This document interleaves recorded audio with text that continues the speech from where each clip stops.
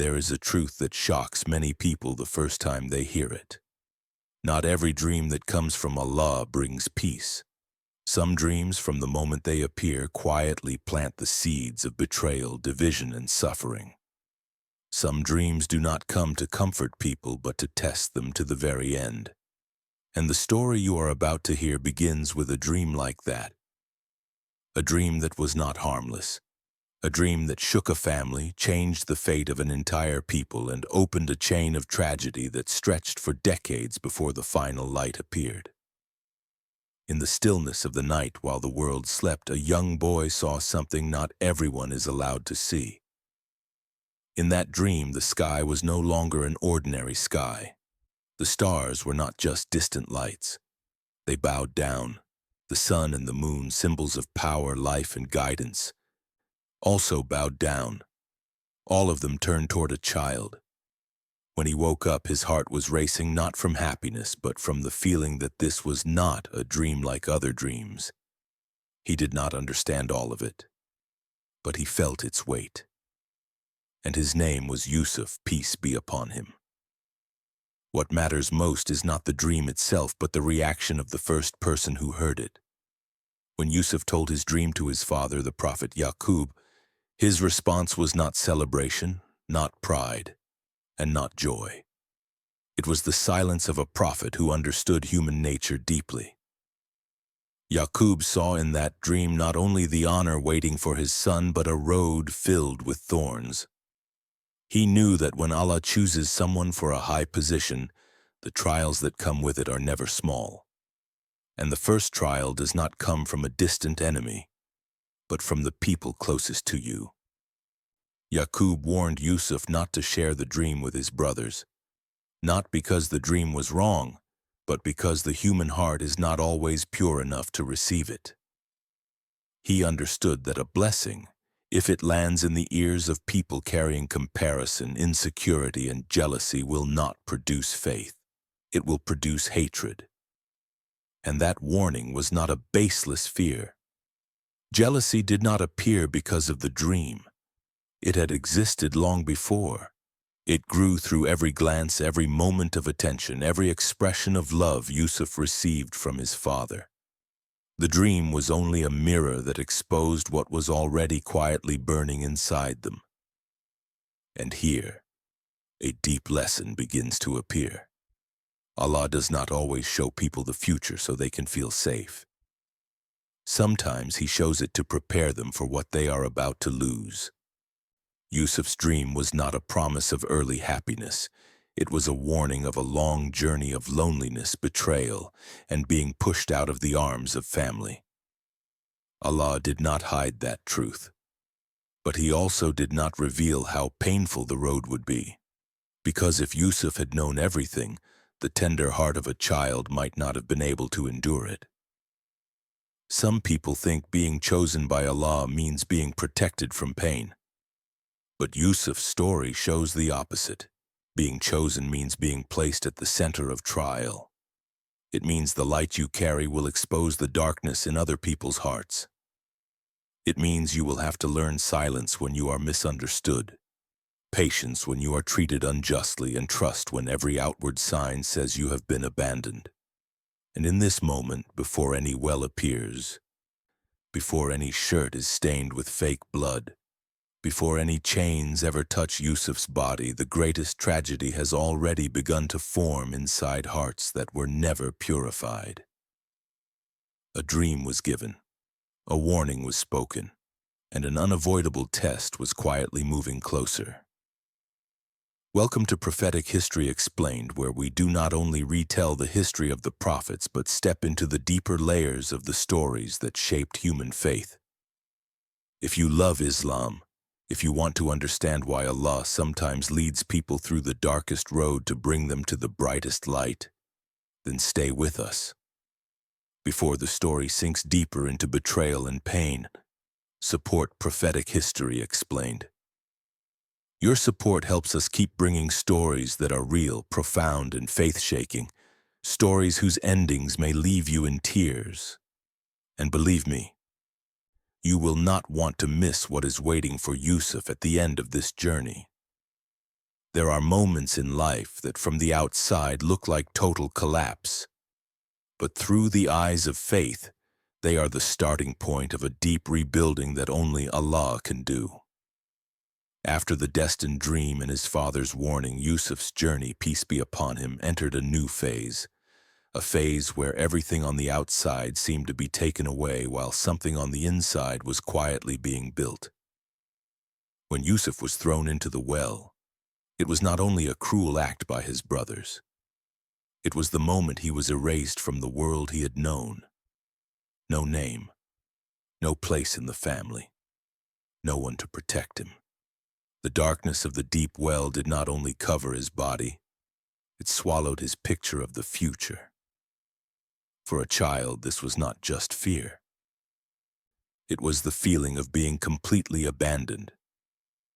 But in the deepest place, when every human voice went silent, the presence of Allah became clearer than ever. Yusuf was not rescued immediately, but he was not left behind. Allah planted something even more important than instant rescue in his heart: hope. A caravan pulled Yusuf out of the well, but not to return him home. They carried him farther, deeper into a journey he did not choose. From a beloved son, Yusuf became a product to be bought and sold. No one asked what he wanted, no one cared where he came from. But this is how Allah separated Yusuf from every old attachment, preparing him for a role he could not carry if he had remained protected inside his family. This loss was not meant to destroy him. It was meant to free him from limits he did not even know he had. When Yaqub received the shirt stained with false blood, his pain was not only losing a son, but the helplessness of being lied to by the very people he had raised. Yet his response was not screaming or cursing. He chose sabr jamil, beautiful patience, not passive surrender, but active trust that some things are beyond human control. Yaqub did not know where Yusuf was, whether he was alive or dead, but he knew one thing with certainty. Allah had never taken his eyes off this story, and that certainty became an invisible thread connecting two people separated by distance and destiny. In Egypt, Yusuf entered a different form of trial. The darkness of the well was gone, but freedom was still absent. He lived in the home of Al-Aziz, working, watching, learning. On the surface, Yusuf was a slave, but inside he was being trained in discipline and structure and the environment of leadership and management. Allah did not place Yusuf near a palace by accident. He placed him there so he could see how power works, how decisions get made, how wealth can protect and corrupt at the same time. These quiet years are not told through dramatic events, but they became the foundation for the man Yusuf would later become. Then came prison. Once again, Yusuf fell from a place that seemed stable to the bottom of society. This time it was not because of his brother's jealousy, but because of his own moral choice. And this is the turning point. Allah did not only test Yusuf with pain coming from the outside, but with the consequences of doing what was right. There are moments when people choose integrity and receive loss in return. Yusuf lost his freedom not because of sin, but because of purity. That makes the test heavier because it raises a deep question. Does goodness always get rewarded right away? In prison, Yusuf did not allow bitterness to reshape him. He did not see himself as a victim. He did not let circumstances define him. Instead, he continued to live with the awareness that Allah was watching every moment. In what looked like the lowest place, Yusuf learned how to guide people through speech, character, and the consistency between belief and action. Prison did not make Yusuf smaller, it made him deeper. And this is the core value of this phase in Yusuf's journey. Allah did not rescue him from darkness right away because he was using the darkness to rebuild the person inside him. When everything on the outside is stripped away and only faith remains, that faith either collapses or becomes unshakable. For Yusuf, it became the foundation for everything that would come later. There are tests that do not strike the body but strike the deepest place in the heart. Not hunger, not chains, not isolation, but temptation when every door is closed, when power, beauty, and safety all stand on the side of sin. And here, in what might seem like the most comfortable stage of Yusuf's journey, peace be upon him, Allah placed a test even harsher than the well and the prison. Yusuf was no longer the abandoned child. He had grown into a man whose beauty drew attention, living in a wealthy home, trusted, given responsibility. For many people, this would look like the happy ending of a painful story. But for Yusuf, this was where a silent battle began, a battle no one witnessed except Allah. Temptation did not come in an ugly form. It came quietly, wrapped in sweetness, wrapped in secrecy, wrapped in the feeling that no one would ever know. That powerful woman did not only have beauty, she had status. She had the ability to cover things up. She had the power to decide the fate of a slave. One yes could bring protection, comfort, and even influence. One no could bring humiliation, false accusation, and prison. This was no longer a simple question of desire. It was a question of what freedom really is. Is freedom found in satisfying impulse, or in being able to say no when no one is forcing you? When Yusuf said he sought refuge in Allah, it was not fear speaking. It was strength built over years. He did not say it because he was afraid of being caught. He said it because he understood the line between what is permitted and what destroys the soul. Yusuf knew that one mistake in the dark could ruin everything Allah was building in the light. And that awareness is the sign of a heart matured in faith.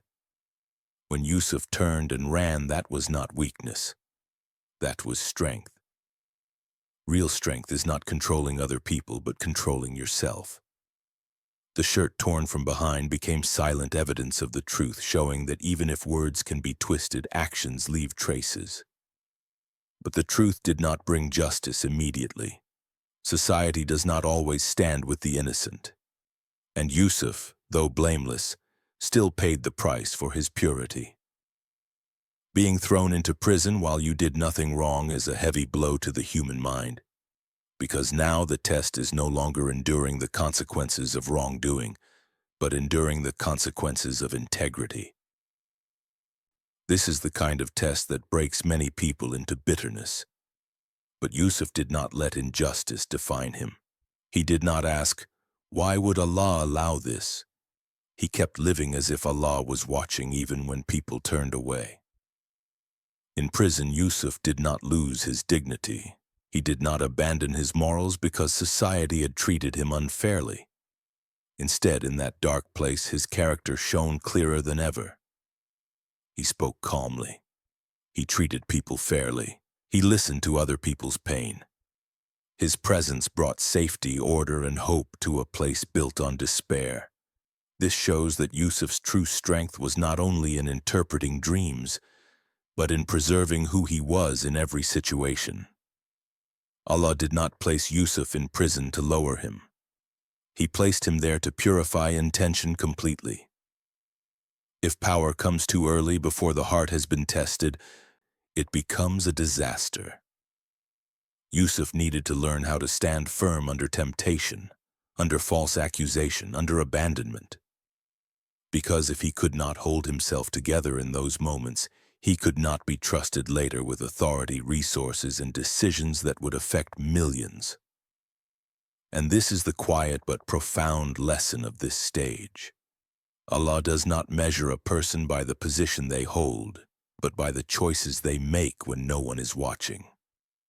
Purity is not what keeps a person from trouble. It is what keeps the soul from rotting inside trouble.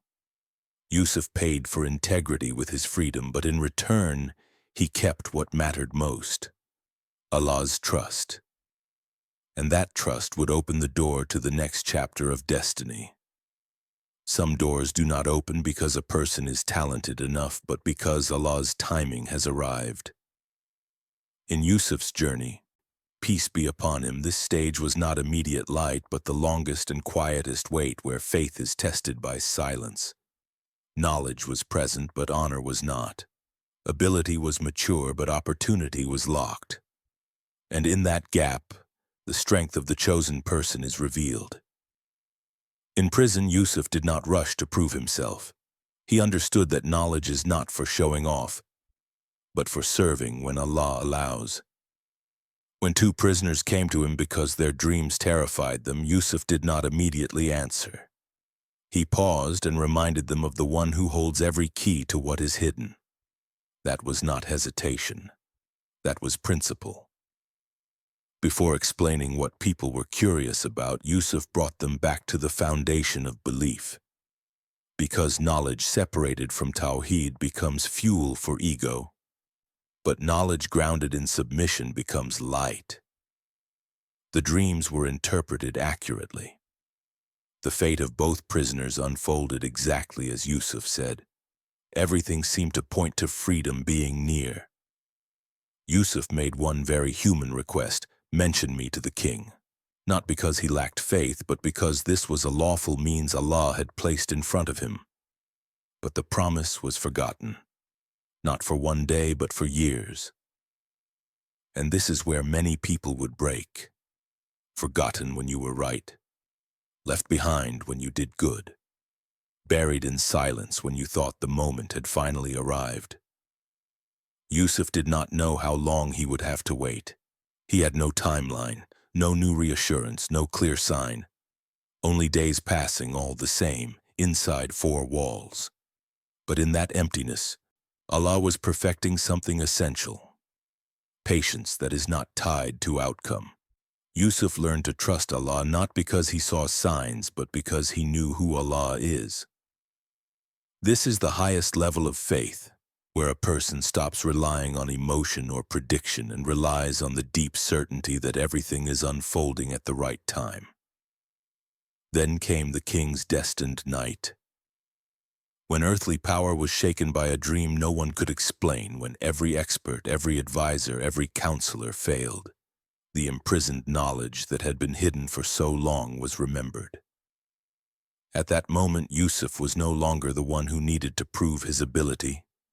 The moment itself called his name. When the messenger came, Yusuf listened with the calm of someone who had been ready for a long time. He did not only see 7 years of abundance and 7 years of famine, he saw responsibility. He knew that knowledge without action is an empty warning. The way Yusuf explained the dream was not like those who stop at symbols. He offered a clear plan, a long strategy, a vision that went beyond immediate fear.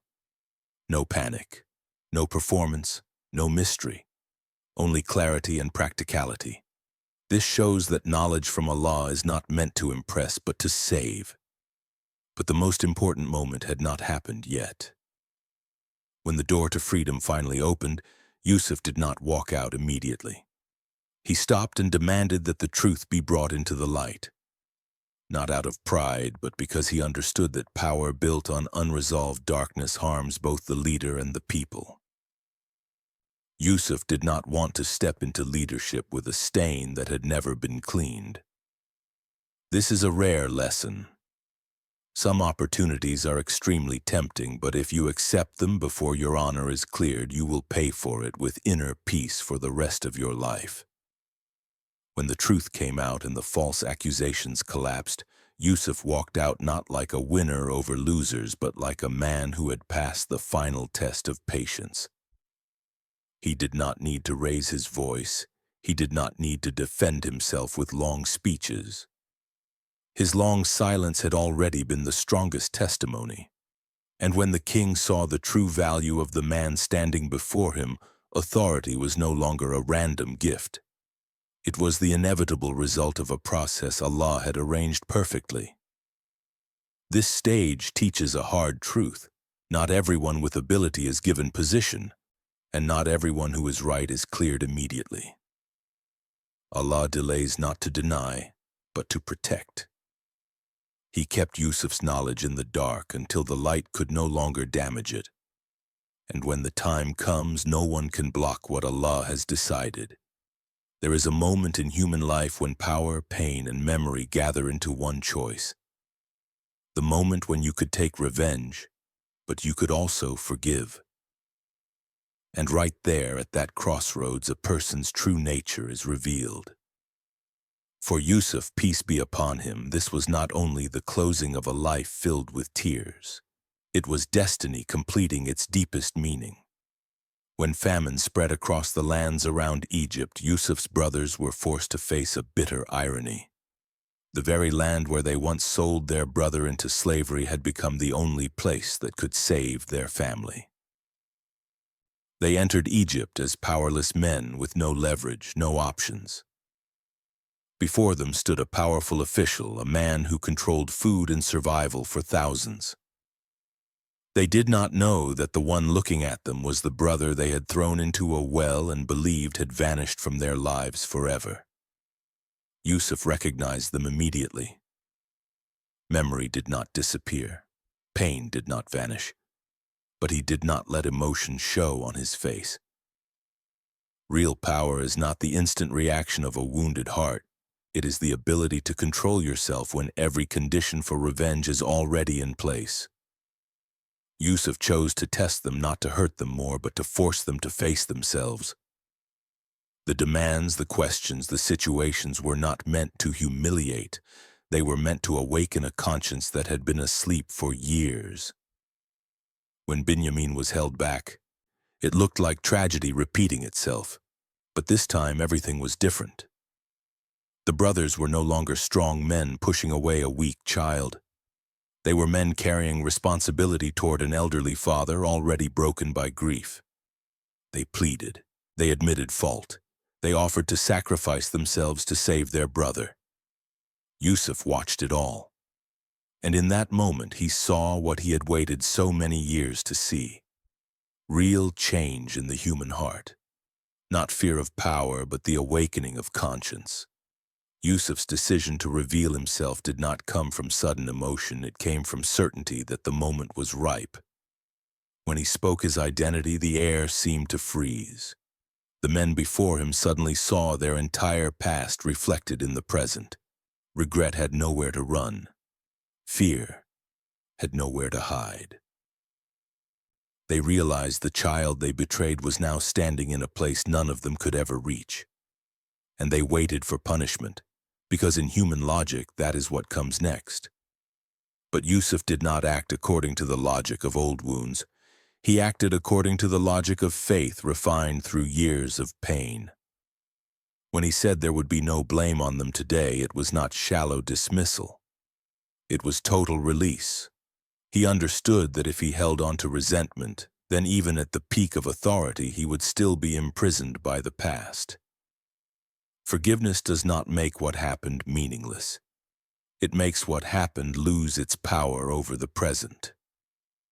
In that moment, Yusuf reached the highest point of destiny, not through authority, but through inner freedom. He was no longer the child thrown into a well, no longer the slave sold in a market, and no longer the prisoner forgotten behind walls. He was a man who could see Allah's plan clearly. He understood that without betrayal there would have been no journey. Without injustice there would have been no preparation. Without years of loneliness there would not have been a heart wide enough to forgive. When the shirt was sent back and Yaqub's eyes were restored, it was not only a physical miracle. It was a declaration that faith is never abandoned, even if it must wait a long time to be answered. When the family reunited and all bowed in respect, the childhood dream was fulfilled completely. Not to glorify Yusuf, but to prove that what Allah promises arrives in the most perfect way, even when a human being cannot see it from the beginning. And when Yusuf turned to Allah, asking to end his life in submission and to be reunited with the righteous, the story reached its deepest meaning. After everything, power, knowledge, and victory were only tools. The final goal was always a heart at peace before Allah. Yusuf's journey ends not with a throne, but with total humility. And that is why this story remains an eternal lesson. Allah can raise a person higher than anyone could imagine, but only those who keep mercy and faith until the end are the ones who truly win. The deepest lesson for us today is this: do not rush to judge your destiny while your story is still unfinished. You may be in your own deep well, betrayed, forgotten, treated unjustly.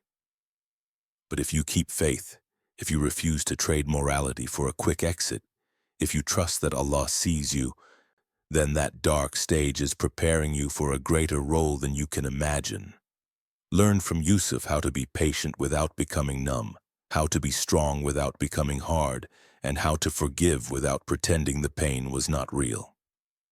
Applying this story to life today means choosing integrity when you face injustice, remembering that Allah is watching when you are tempted, staying humble when you succeed, and using any power you have, whether small or great, to bring good to others. That is the path Yusuf walked, and it is the path every believer in Allah is being called to follow. If you want to keep exploring the deep stories of the prophets and the lessons of faith that can change how you see life, join the Prophetic History Explained community so we can learn, reflect, and grow in faith together. And do not forget to subscribe to support us so we can keep bringing more high-quality, truthful, and heart-moving content in the videos ahead.